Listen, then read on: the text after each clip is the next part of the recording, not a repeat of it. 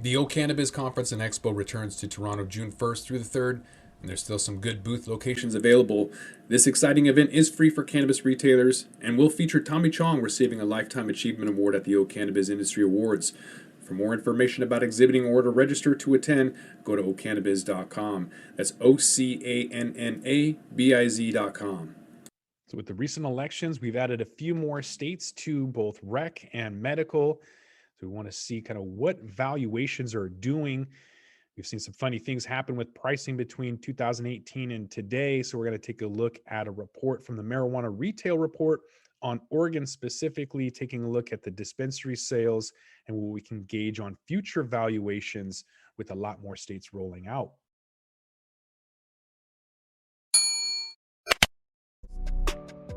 Welcome back to the Talking Hedge. I'm Josh Kincaid, capital markets analyst and host of your cannabis business podcast. So today we're going to take a look at a report to dive in to see what valuations are doing today and what that means for the future. It's going to affect everything from cannabis products to potential publicly traded stock prices and everything else down the road. So over the past couple of years in Oregon, there's been a couple of significant regulatory developments which have influenced both demand and pricing on cannabis licenses in Oregon.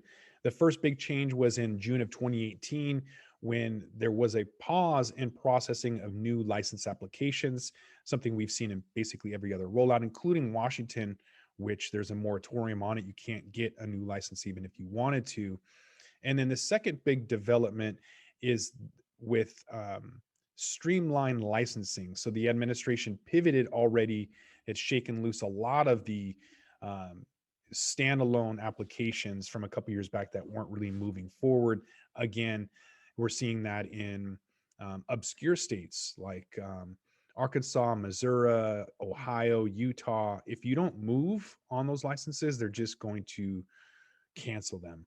So some of the production processing licenses that were only around $5,000 to buy, they've been seeing sales prices and purchase prices anywhere from 125 to 175, which is about what we were seeing in 2018 in Washington. You could get a producer processor license for $150,000. So I think in Washington, that's dropped dramatically over the last couple of years with people like Willie Nelson leaving town, just decided to get out of Washington state altogether.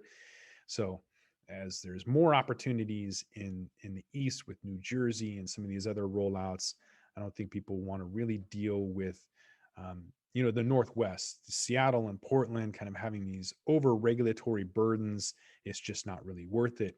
But we are still seeing people getting in just to say that they're here. So, how do you price a retail license? In Oregon, it's mostly done on multiples of revenue. So, generally speaking, it's an odd metric for business valuations, but it's calculated fairly simply. You just agree on the multiplier of revenue, seems to be the industry consensus. So, you just say, if you had sales at 900,000 last year, then you would sell it for 900,000. It's just 1x of what your sales are. Historically speaking, a tech company could get 10x of revenue, but 1x, a metric, is usually floated up a bit. You might see revenues at 1.5x being sold, all the way down to half revenue. So 6 months worth of revenue is what some of the licenses were being sold. When people found out earlier this year just how difficult the market is. So from a value perspective, one might ask, does any of this make sense? So let's say, for example, you have a dispensary that does 1.5 million in annual sales. Should the buyer pay even 750,000 for that in an industry where there's most stores that just break even or lose money? And yet there's still a demand out there. So today the revenue multiplier is floating back up amid the soaring pandemic sales, seeing it largely around 0.8% inside Portland and 0.65 elsewhere. So you're seeing an upward trend adjustments in market like suburban Portland, where zoning restrictions allow for maybe 5 operators, and a downward adjustment in Southern Oregon. So at some point, it seems like there's both demand and pricing metrics are going to settle out. Most recently, we've seen buyers move along to traditional valuation metrics like EBITDA and adjusted cash flow. It makes a lot of sense, maybe not as much sense as Oregon shedding a few hundred stores. That's a topic for another day. So taking a multiple of revenue is pretty old school, whether you're saying it's 0.65 or 1.5x of revenue.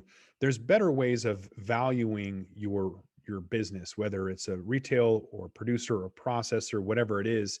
Discounted cash flows is one way of doing that. This is a method that's been used for, I don't know, at least 300 years, probably 1700s.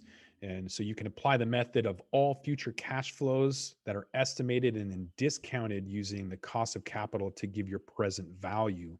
Most publicly traded companies, they're going to look at EBITDA, which is the earnings before interest, taxes, depreciation, and amortization, and you're going to make a comparable analysis based on those metrics, those financials. You're just going to kind of compare both of them.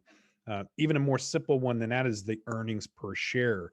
So if you look at earnings per share for Tesla, it's going to be like negative 1,400%. So you need multiple metrics in order to figure out if it's going to be accretive or dilutive, meaning if your earnings per share is greater together, it's going to be accretive. If your earnings per share is less together, merged, then it's going to be dilutive and you're not going to want to move forward. Other ways that the cannabis industry has looked at valuations is public comparables. So if you're looking at buying, a rec shop and you just saw that MedMen sold for X amount, you're going to use that as a public comparable, looking at, acquisition costs and transaction analysis. And then maybe a more obscure one is a leverage buyout that we don't see too much yet. We're seeing sale leaseback options, which aren't the same. A sale leaseback option is simply if you were to own a building and you want to do a quote reverse mortgage, then you would just sell that property, plant, and equipment and lease it right back. Versus a leverage buyout, that's when a company's acquisition of another company using a significant amount of borrowed money to meet that cost of acquisition. In other words, front loading a lot of debt. So we do see a lot of acquisitions based on shareholder equity. What we haven't seen is people issuing bonds to do that. We did see Apple sold $5 billion worth of bonds to buy their stock back, which is insane. But I think that's a podcast for another day. Don't forget your due diligence. You want to make sure that the financials matter, that you have either technological or intellectual property. Make sure your IP is there. Looking at finance and customer sales data. Make sure it's a strategic fit. If you want a job with somebody, you want to make sure that's a strategic fit. Same thing with buying another company. Is it synergistic? Are there technological overlaps? Is there a cultural alignment? Is it financial win-win?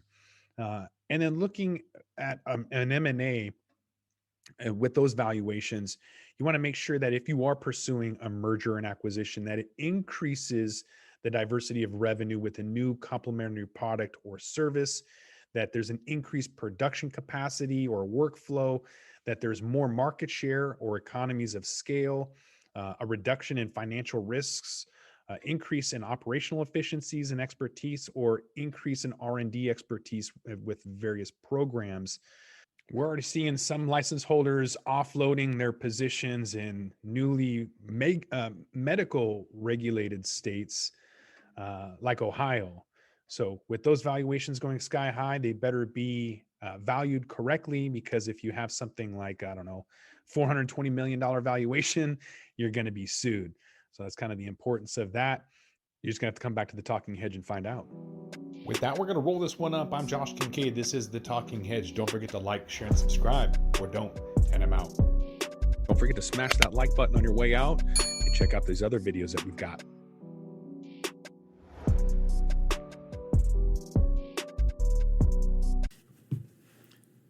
Hello, hemp friends.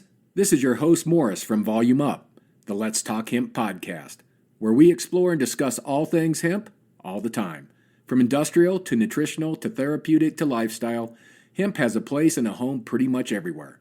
Download episodes now of the Let's Talk Hemp podcast wherever you listen to podcasts.